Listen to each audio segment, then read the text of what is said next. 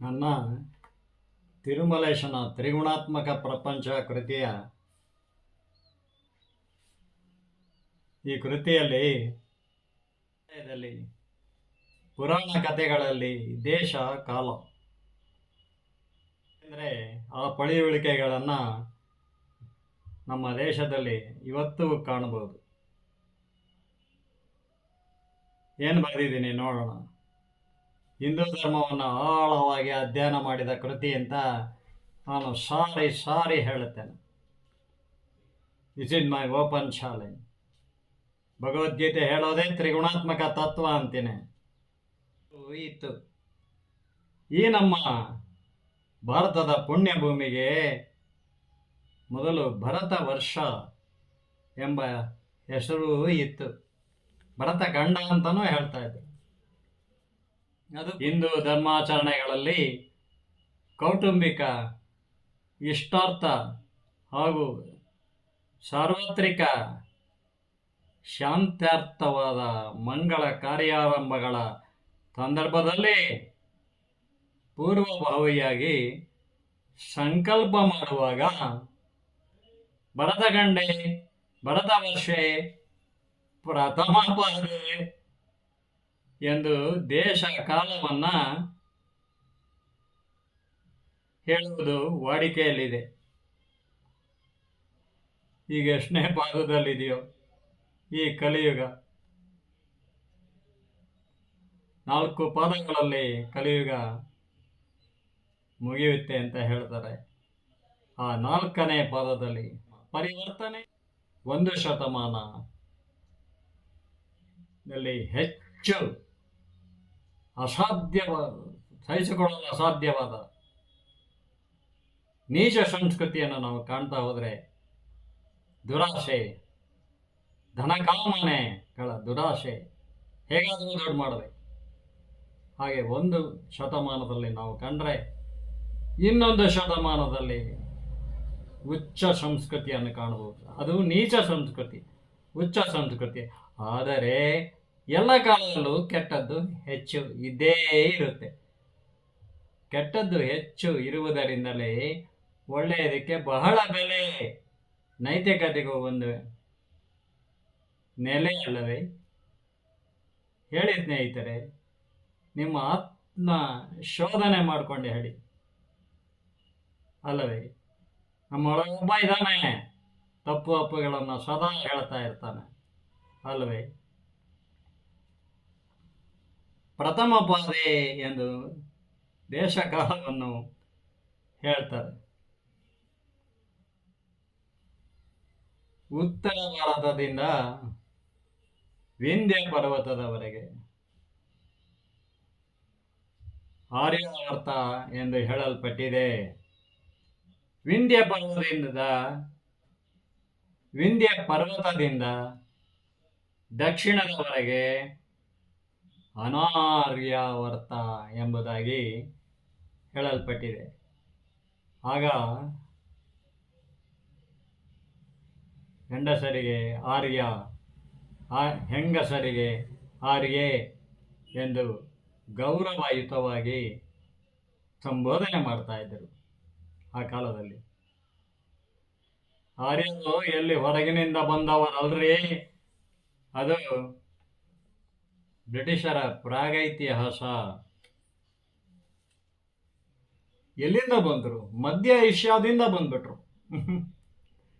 ಮಧ್ಯ ಏಷ್ಯಾದಲ್ಲಿ ಎಲ್ಲಿದ್ರು ಅದಕ್ಕೆ ಮುಂಚೆ ಗೊತ್ತಿಲ್ಲ ಯಾರಿಗೂ. ಏನು ಕಲ್ಪನೆ ರೀ. ಆರ್ಯಾವರ್ತದಲ್ಲಿ ವೃಷಭದೇವನ ಮಗ ಚಕ್ರವರ್ತಿ ಭರತ, ಆತನ ಕ್ಷಾತ್ರ ತೇಜಸ್ಸು ಪರಾಕ್ರಮದಿಂದ ಹಿಂದೂಸ್ತಾನ ಭರತ ವರ್ಷವಾಯಿತು. ಆರ್ಯಾವರ್ತದಲ್ಲಿ ಆರ್ಯರ ವೃಷಭದೇವನ ಮಗ ಚಕ್ರವರ್ತಿ ಭರತ, ಆತನ ಕ್ಷಾತ್ರ ತೇಜಸ್ಸು ಪರಾಕ್ರಮದಿಂದ ಹಿಂದೂಸ್ತಾನ ಭರತ ವರ್ಷವಾಯಿತು. ದುಷ್ಯಂತ ಶಕುಂತಲೆಯರ ಮಗ ಭರತನೂ ಚಕ್ರವರ್ತಿಯೇ. ಆತನಿಂದಲೇ ಭಾರತ ಎಂದು ಹೆಸರಾಗಿದೆ. ದುಷ್ಯಂತ ಶಕುಂತಲೆಯರ ಮಗ ಭರತ ಚಕ್ರವರ್ತಿ. ಆತನಿಂದಲೂ ಭಾರತ ಎಂಬ ಹೆಸರು ನಮ್ಮ ಭಾರತಕ್ಕೆ, ಈ ಭರತ ಖಂಡಕ್ಕೆ ಆಗಿದೆ. ಭಾರತ ದೇಶವಾಗಿದೆ. ಆರ್ಯರು ಹೊರಗಿನಿಂದ ಬಂದವರಲ್ಲ. ಆರ್ಯಾವರ್ತದ ಗಾಂಧಾರ ದೇಶ ಕಾಶ್ಮೀರದಲ್ಲಿ, ಆರ್ಯಾವರ್ತದ ಗಾಂಧಾರ ದೇಶ ಕಾಶ್ಮೀರದಲ್ಲಿ, ಗಾಂಧಾರ ದೇಶ ಕಾಶ್ಮೀರ ದಲ್ಲಿ ಪ್ರಪಂಚದ ಮೊಟ್ಟ ಮೊದಲ ವಿಶ್ವವಿದ್ಯಾನಿಲಯವಿತ್ತು. ಅದೇ ಕಾಶ್ಮೀರದ ವಿದ್ಯಾಪೀಠ. ಆಗ ಆರ್ಯರು ನಿತ್ಯ ಪೂಜಿಸುತ್ತಿದ್ದ ದೇವತೆ ಶಾರದೆ ಸರಸ್ವತಿ.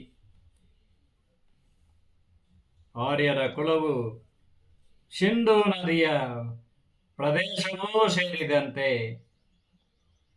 ಭಾರತ ವರ್ಷವನ್ನೇ ವ್ಯಾಪಿಸಿತ್ತು. ಆರ್ಯರ ಕುಲವು ಸಿಂಧೂ ನದಿಯ ಸುತ್ತಲೂ ಇರುವ ಪ್ರದೇಶವೂ ಸೇರಿದಂತೆ ಭರತ ವರ್ಷವನ್ನೇ ಅಂದರೆ ಭಾರತವನ್ನೇ ವ್ಯಾಪಿಸಿತ್ತು. ಸನಾತನ ಧರ್ಮ ಸಂಸ್ಕೃತಿಯಲ್ಲಿ, ಸನಾತನ ಧರ್ಮ ಅಂದರೆ ಬ್ರಾಹ್ಮಣರದಲ್ರಿ, ಹಿಂದೂ ದೇಶದ್ದು, ಭಾರತ ದೇಶದ ಸನಾತನ ಅಂದರೆ ಅತ್ಯಂತ ಪುರಾತನ ಅಂತ. KS Narayana sir, Dharwad university professor, English professor doctor KS Narayana sir ಅವರ ಕೃತಿಯಲ್ಲಿ ಹೇಳ್ತಾರೆ, ಸನಾತನ ಅಂದರೆ ಅತ್ಯಂತ ಪುರಾತನ ಅಂತ ಹೇಳ್ತಾರೆ. Doctor KS Narayanacharya. ರಾಮಾಯಣ ಪಾತ್ರ ಪ್ರಪಂಚ, ಮಹಾಭಾರತ ಪಾತ್ರ ಪ್ರಪಂಚ, ಆ 18 ದಿನಗಳು. ನನ್ನ ಹತ್ರ 9 ಮಹಾಭಾರತಗಳಿವೆ, ಭೈರಪ್ಪನವ್ರದ್ದು ಸೇರಿ ಇನ್ನೂ ಎಡಪಂಥೀಯರದೊಬ್ಬರದು ಇದೆ. ಎಲ್ಲವನ್ನು ಸ್ಟಡಿ ಮಾಡಿ ಅಭಿನವ ಭಾರತವನ್ನು ಪಾಸಿಟಿವ್ ದೃಷ್ಟಿಕೋನದಲ್ಲಿ, ಪಾಸಿಟಿವ್ ಆ್ಯಂಗಲ್ನಲ್ಲಿ ಹೊಸ ರೂಪವನ್ನು ಕೊಟ್ಟಿದ್ದೇನೆ, ಹೊಸ ತಿರುವಿನಲ್ಲಿ ಹೊಸ ರೂಪ ಕೊಟ್ಟಿದ್ದೇನೆ, ಮೂಲಕ್ಕೆ ನ್ಯಾಯ ಒದಗಿಸಿದ್ದೇನೆ. ಅದನ್ನು ಈಗ ಚಲನಚಿತ್ರ ಮಾಡಿದರೆ ಆ ಮಾತೇ ಬೇರೆ, ಅಷ್ಟು ಚೆನ್ನಾಗಿ ಬಂದಿದೆ. ಆತ್ಮ ಸಂತೃಪ್ತಿಯಿಂದ ಮಾಡಿದ್ದೇನೆ. ಈ ತಿರುಮಲೇಶನ ಕೃತಿಯನ್ನು ಬರೆಯುವಾಗ ನಾನು ಸುಮಾರು 30 ವರ್ಷಗಳನ್ನು ತೆಗೆದುಕೊಂಡಿದ್ದೇನೆ. ಯಾವ ಪ್ರಶಸ್ತಿ ಪುರಸ್ಕಾರವನ್ನು ದೂರದೃಷ್ಟಿ ನಾನೇನೋ ಹೇಳುವುದಿದೆ ಈ ಪ್ರಪಂಚಕ್ಕೆ ಅನ್ನುವ ದೃಷ್ಟಿಯಲ್ಲಿ ಮಾಡಿದ್ದೇನೆ. ನನ್ನೊಳಗೊಬ್ಬ ಇದ್ದಾನೆ, ನನ್ನಲ್ಲೊಬ್ಬ, ಅವನೇ. ಅದನ್ನು ಪ್ರತಿಭೆ ಅಂತಾರೆ, ದೈವದತ್ತವಾದ್ದು ಅಂತಾರೆ. Talent accepts the challenges. ಪ್ರತಿಭೆ ಸವಾಲುಗಳನ್ನು ಸ್ವೀಕರಿಸುತ್ತದೆ. ಹಿಂದೂ ಧರ್ಮದ ಸಾಹಿತ್ಯ ಸಂಸ್ಕೃತದಲ್ಲಿ ಮಾತ್ರ ಲಭ್ಯವಿತ್ತು. ವೇದೋಪನಿಷತ್ತು, ಶ್ಲೋಕ, ತತ್ವಾರ್ಥ ಚಿಂತನೆಗಳು, ರಾಮಾಯಣ, ಮಹಾಭಾರತಗಳು ಹಾಗೂ ಧರ್ಮಗ್ರಂಥ, ಭಗವದ್ಗೀತೆ ಮತ್ತಿತರ ಪುರಾಣ ಗ್ರಂಥಗಳು ಇನ್ನಷ್ಟು ಸಮಾಜ ಚಿಂತನೆಗಳಿಂದ ಕೂಡಿದ್ದು ಸವಿಸ್ತಾರವಾಗಿವೆ. ಈಗ ಕಾವ್ಯಗಳು ಗದ್ಯ ರೂಪದಲ್ಲೂ ಇವೆ. ಕನ್ನಡ ಸೇರಿದಂತೆ ಭಾರತದ ಬಹುತೇಕ ಭಾಷೆಗಳಲ್ಲಿ ದೊರೆಯುತ್ತವೆ. ಇಂಗ್ಲಿಷ್ ಮತ್ತಿತರ ಭಾಷೆಗಳಿಗೂ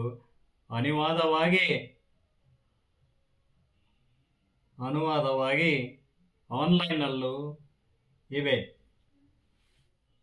ಆಯ್ಕೆ ನಮ್ಮದು. ಹಣೆಗೆ ವಿಭೂತಿ ಹಚ್ಕೊಂಡು ಹಿಂದೂ ಧರ್ಮ ಬೈಯೋದಲ್ರಿ, ಆ ಚರಿತ್ರೆ ಹೆಂಗಿದೆ, ಈ ಚರಿತ್ರೆ ಹೆಂಗಿದೆ ಅಂತ. ಈಗಿನ ಜನರಿಗೆ ಏನು ಬೇಕು? ಜನಸಂಖ್ಯೆ ಹೆಚ್ಚಾಗಿದೆ, ಪ್ರಪೋರ್ಷನೇಟ್ಲಿ ಕೆಟ್ಟದ್ದು ಹೆಚ್ಚಾಗಿದೆ, ಕೆಟ್ಟ ದಂಧೆಗಳು ಹೆಚ್ಚಾಗಿವೆ. ಕೊಲೆಗಡಕರು, ಕಾಳಸಂತೆ ಖದೀಮರು ಎಲ್ಲ ಕಾಯಿಂದ ಹೇಳುವುದು ಕರ್ನಾಟಕದಲ್ಲಿ ಹೆಚ್ಚುತ್ತಾ ಇದ್ದಾರೆ ಪ್ರಪೋರ್ಷನೇಟ್ಲಿ. ಆದರೆ ಇದು ಎಲ್ಲಿಯವರೆಗೆ?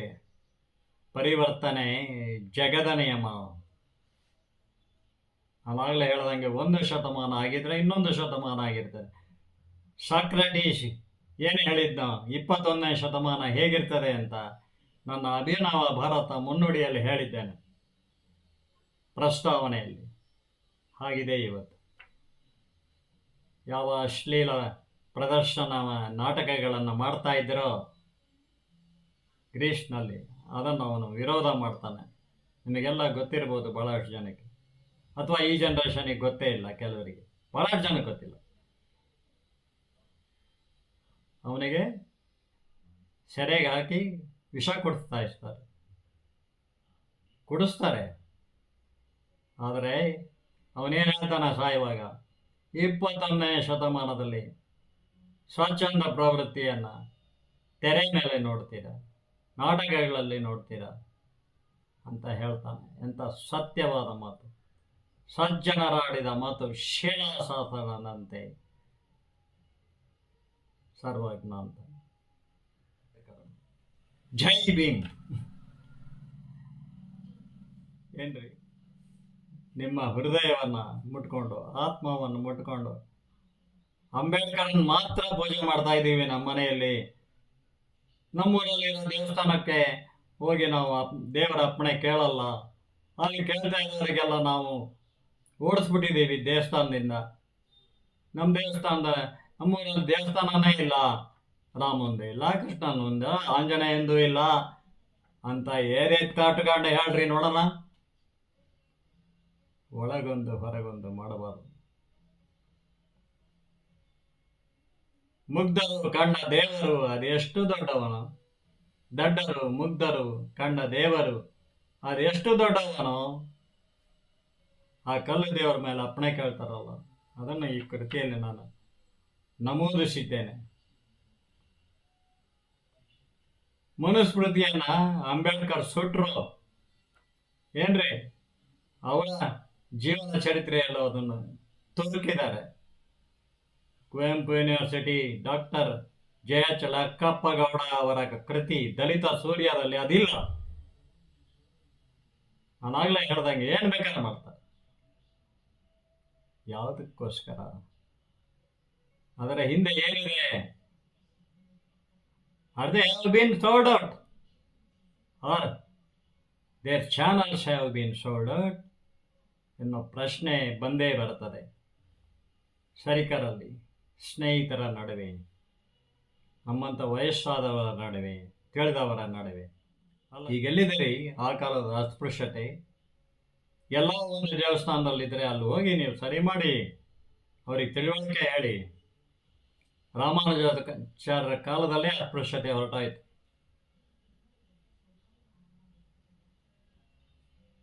ದಲಿತರೆಲ್ಲ ಪೂಜೆ ಮಾಡ್ತಾರೆ, ಇದೆಷ್ಟು ಹೇಳಿದ್ರು ಕಡಿಮೆನೆ. ಬಸವಣ್ಣನವರು ಹಿಂದೂ ಧರ್ಮದವರೇ. ವಿಭೂತಿ ಮಹಾಭಾರತದಲ್ಲೂ ಕೂಡ ಹೆಂಡತಿ ಗಂಡನಿಗೆ ಆರ್ಯ ಅಂತ ಕರೀತಾಳೆ, ಗಂಡ ಆರ್ಯೆ ಅಂತ ಕರೀತಾನೆ. ಪಾಂಡವರು ದ್ರೌಪದಿಯನ್ನ ಆರ್ಯೆ ಅಂತ ಕರೀತಾ ಇದ್ದರು, ಆಕೆ ಆರ್ಯ ಅಂತ ಕರೀತಾ ಇದ್ದರು. ಇನ್ನು ಅದು ಬೇರೆ, ಅವಳಿಗೆ ಯಾಕೆ 5 ಜನ ಗಂಡಂದಿರು. ಅದನ್ನು ಈಗಿನ ಲೇಖಕರು ನೋಡುವ ರೀತಿಯೇ ಬೇರೆ. ಅದನ್ನು ಇನ್ನೊಂದು ದಿವಸ ಹೇಳ್ತಾನೆ ನನ್ನ ಪುಸ್ತಕ ಅಭಿನವ ಭಾರತ ಕೈಯಲ್ಲಿಟ್ಕೊಂಡು. ಈಗ ಕೇಳಿ, ಉತ್ತರ ಭಾರತದಿಂದ ವಿಂಧ್ಯ ಪರ್ವತದವರೆಗೆ ಆರ್ಯಾವರ್ತ ಎಂದು ಹೇಳಲ್ಪಟ್ಟಿದೆ. ವಿಂಧ್ಯ ಪರ್ವತದಿಂದ ದಕ್ಷಿಣದವರೆಗೆ ಪಾಂಡ್ಯ, ಚೋಳ, ದ್ರಾವಿಡರ ಅನಾರ್ಯಾವರ್ತವೆಂದು ಭಾರತದಲ್ಲಿ ವ್ಯಾಸ ಭಾರತದಲ್ಲಿ ಉಲ್ಲೇಖವಿದೆ. ಮೊದಲು ಸಂಸ್ಕೃತದಿಂದ ಬಂದ ವಚನ ಭಾರತದಲ್ಲಿ. ಅದೇ ನಿಷ್ಠವಾದ ಕೃತಿ ಮಹಾಭಾರತಕ್ಕೆ ಅಂತಾರೆ. ಮಹಾಭಾರತನ ಅನೇಕ ಸಾಧ್ಯತೆಗಳು ಹೇಗೆ ಬೇಕಾದ್ರೆ ತಿರುಚಿ ಬರೀಬಹುದು. ಪೂರ್ವಾಗ್ರಹ ಪೀಡಿತರಾಗಿಯೂ ಕೂಡ ಒಂದು ಸೆಕ್ಸ್ ಪುಸ್ತಕವನ್ನಾಗಿ ಮಾಡಿ ಬರೀಬಹುದು. ಪಾಂಡ್ಯರೇ, ದೇಶ ಬಾಂಧವರೇ, ನೀವು ಎತ್ತ ಸಾಕ್ತಾ ಯೋಚನೆ ಮಾಡಿ. ಅಥವಾ ಮನೆಯಲ್ಲ ಪೂಜೆ ಮಾಡ್ತೀರಾ? ಬರೀ ಅಂಬೇಡ್ಕರ್ನ ಮಾತ್ರ ಪೂಜೆ ಮಾಡ್ತೀರಾ? ಜೈ ಭೀಮ್ ಅಂತಿರ್ತೀರಲ್ಲ, ಏನಿದಿಲ್ಲ. ಯೋಚನೆ ಮಾಡಿ. ಆರ್ಯಾವರ್ತ, ಅನಾರ್ಯಾವರ್ತ, ಉತ್ತರ ಭಾರತದಿಂದ ವಿಂಧ್ಯ ಪರ್ವತದವರೆಗೆ ಆರ್ಯಾವರ್ತವೆಂದು ಹೇಳಲ್ಪಟ್ಟಿದೆ. ವಿಂಧ್ಯ ಪರ್ವತದಿಂದ ದಕ್ಷಿಣದವರೆಗೆ ಪಾಂಡ್ಯ, ಚೋಳ, ದ್ರಾವಿಡರ ಅನಾರ್ಯಾವರ್ತವೆಂದು ವ್ಯಾಸ ಭಾರತದಲ್ಲಿ ಉಲ್ಲೇಖವಿದೆ. ಅರ್ಜುನನು ತೀರ್ಥಯಾತ್ರೆಯಲ್ಲಿ ಉಲೂಚಿ ಚಿತ್ರಾಂಗದೆಯರನ್ನು ವಿವಾಹವಾದುದರಿಂದ ಪಾಂಡ್ಯ, ಚೋಳರ ಸಂಬಂಧ ದೊರೆತು ಅವರು ಪಾಂಡವರಿಗಾಗಿ ಯುದ್ಧದಲ್ಲಿ ತೊಡಗುತ್ತಾರೆ. ಕೌರವರ ವಿರುದ್ಧ ಯುದ್ಧ ಮಾಡುತ್ತಾರೆ. ಇದಕ್ಕೆ ಉದಾಹರಣೆ ಎಂದರೆ ವೀರಪಾಂಡ್ಯ ಕಟ್ಟಬೊಮ್ಮನ್. ಯಾರಿಗೆ? ಇದು ಒಂದು ಚರಿತ್ರೆ. ಇದು ದ್ರಾವಿಡರಲ್ಲಿ ಯಾರ ವಿರುದ್ಧ ಹೋರಾಡಿದ್ದು? ವೀರಪಾಂಡ್ಯ ಕಟ್ಟಬೊಮ್ಮನ್. ಪಾಂಡ್ಯ ನಾನಾಗಲೇ ಹೇಳಿದೆ, ಅನಾರ್ಯಾವರ್ತದಲ್ಲಿದ್ದ ಬ್ರಿಟಿಷರ ವಿರುದ್ಧ ಹೋರಾಡಿದ ವೀರಪಾಂಡ್ಯ ಕಟ್ಟಬೊಮ್ಮನ್ ಬ್ರಿಟಿಷರ ವಿರುದ್ಧ ಹೋರಾಡಿದ ದೇಶಭಕ್ತ. ಈತನ ಜೀವನ ಚರಿತ್ರೆಯನ್ನು ಕುರಿತು B.R. ಪಂತಲು, ಕನ್ನಡದವರೇ, ತಮಿಳಲ್ಲಿ, ಕನ್ನಡದಲ್ಲಿ ಶ್ರೀ ಕೃಷ್ಣದೇವರಾಯ ಬಹಳ ಚೆನ್ನಾಗಿ ತೆಗೆದಿದ್ದು. ಸಾಮಾಜಿಕ ಕಥೆಗಳನ್ನು ಚಿತ್ರ ಮಾಡಿದ್ದಾರೆ. ಅವರ ಚಿತ್ರ ಬಹಳ ಚೆನ್ನಾಗಿದೆ. ನಟನೆಯನ್ನು ಮಾಡಿದ್ದಾರೆ. ಶ್ರೀಕೃಷ್ಣದೇವರಾಯ ಬಹಳ ಚೆನ್ನಾಗಿದೆ. ವೀರಪಾಂಡ್ಯ ಕಟ್ಟಬೊಮ್ಮನ್ ಬ್ರಿಟಿಷರ ವಿರುದ್ಧ ಹೋರಾಡಿದ ದೇಶಭಕ್ತ. B.R. ಪಂತಲು ಅವರ ಕಲರ್ ತಮಿಳು ಸಿನಿಮಾ. ಶಿವಾಜಿ ಗಣೇಶನ್ ತುಂಬ ಸುಪ್ರಸಿದ್ಧವಾದ ನಟ ಆ ಕಾಲದಲ್ಲಿ. ಜಮಿನಿ ಗಣೇಶನ್, ಶಿವಾಜಿ ಗಣೇಶನ್, M.G. ರಾಮಚಂದ್ರನ್, ನಾಗೇಶ್ವರರಾವ್ ದಕ್ಷಿಣದಲ್ಲಿ. ಶಿವಾಜಿ ಗಣೇಶನ್ ವೀರಪಾಂಡ್ಯ ಕಟ್ಟಬೊಮ್ಮನ್ ಪಾತ್ರದಲ್ಲಿ ಅದ್ಭುತವಾಗಿ ನಟಿಸಿದರು. ಈಗ ಈ ಕ್ರೂರ ಕಲಿಗಾಲ ಅಂತ ಹೇಳದೆ ವಿಧಿ ಇಲ್ಲ. ಎಷ್ಟನೇ ಪಾದದಲ್ಲಿದೆಯೋ ಆ ದೇವರೇ ಬಲ್ಲ. ಚರಿತ್ರೆಯನ್ನು ತಿರುಚಿ ಬರೆದು ಹೇಳುವ ಪಂಡಿತ ಪ್ರವೃತ್ತಿಗಳ ವಿಡಿಯೋಗಳ ಹಾವಳಿ ಹೆಚ್ಚಿದೆ. ಯಾಕಾಗಿ? ಅವು ಹೇಗಿವೆ ಎಂದರೆ ಕ್ಷುದ್ರ ರಾಜಕೀಯದಲ್ಲಿ ಸಾರಾಸಗಟಾಗಿ ಭೀಕರಿಯಾದಂತಿವೆ ಆ ವಿಡಿಯೋಗಳು, ಆ ಚಾನಲ್ಗಳು. ಹೇಳದೆ ವಿಧಿ ಇಲ್ಲ. ಅವರು ತಮ್ಮ ತನವನ್ನು, ಅಂತರಂಗವನ್ನು, ಅಲ್ಲಿ ಒಂದು ಹೊರಗೊಂದು, ಅಂತರಂಗದಲ್ಲೂ ಒಂದು, ಬಹಿರಂಗದಲ್ಲಿ ಒಂದು, ಎಲ್ಲದಕ್ಕೂ ಜೈ ಭೀಮ್ ಎನ್ನುವವರನ್ನು ನೋಡಿದ್ದರೆ ಈಗ ಅಂಬೇಡ್ಕರ್ ಬದುಕಿದ್ದರೆ ಕಣ್ಣೀರು ಗರಿಯುತ್ತಿದ್ದಾರೆ. ಯೋಚನೆ ಮಾಡಿ. ಎಲ್ಲಾದರೂ ಜೈ ಭೀಮ್ ಅಂದ್ರೆ ಏನು ಅರ್ಥ ಇದೆಯಾ ಅದಕ್ಕೆ? ದಲಿತರನ್ನು ಎತ್ತು ಕಟ್ಟೋದು, ಮುಸ್ಲಿಮರನ್ನು ಎತ್ತು ಕಟ್ಟೋದು.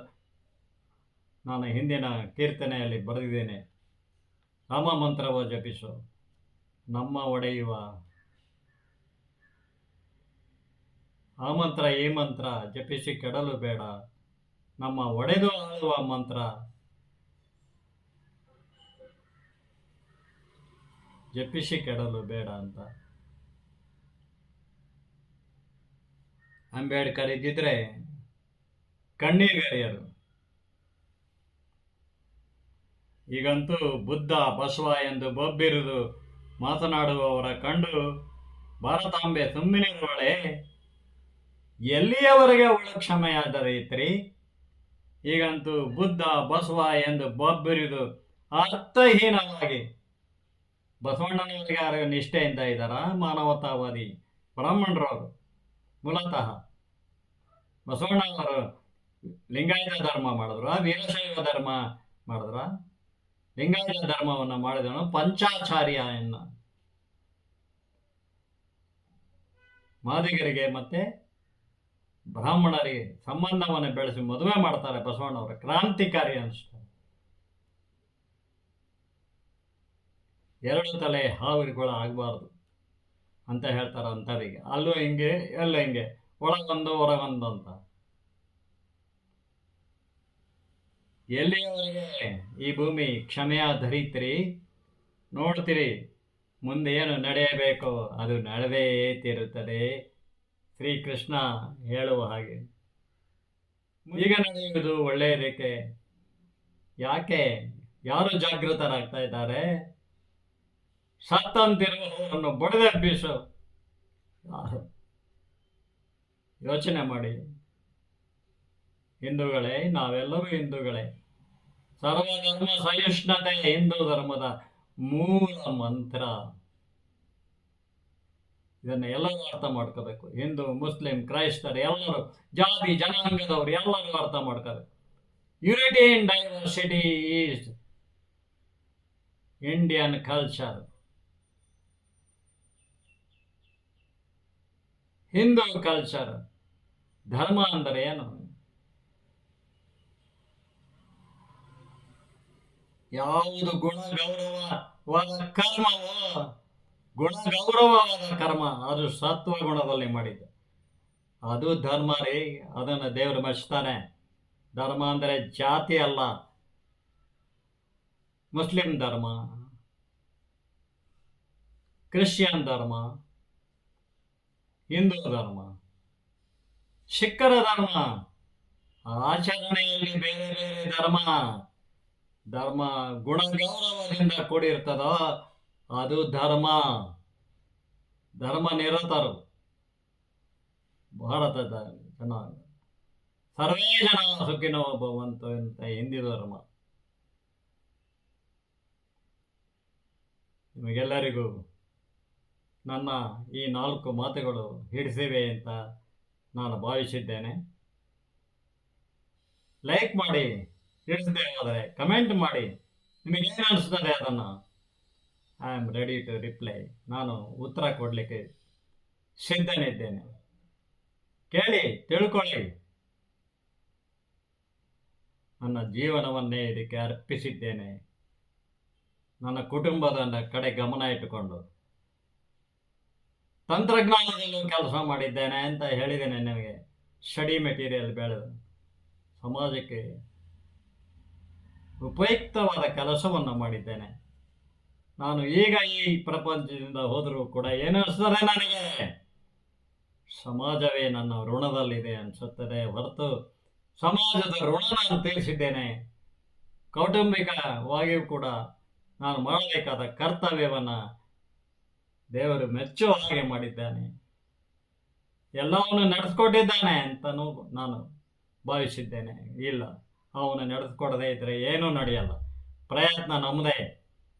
Even today struggle for existence is our just attempts, but to survival it is the fittest ಅಂತಾರೆ.